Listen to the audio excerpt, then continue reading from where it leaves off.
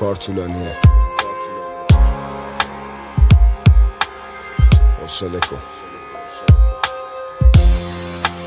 پرکار بودن به خیلی چیزا بستگی داره، مهمترینش انگیزه است.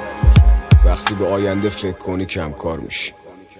ببین رپ یه اسب وحشیه که سوار کار نداره، نمیتونه کسی ازش تو ایران مایه حلال وار دراره. تا جایی که هنرمند هیچ فرقی با یه خلاف کار نداره. پس هر کی سر میز ما اومد بگو که قرارداد نیاره. اینه که تا قسطا زیاد شد کم کم ورسا کم شد.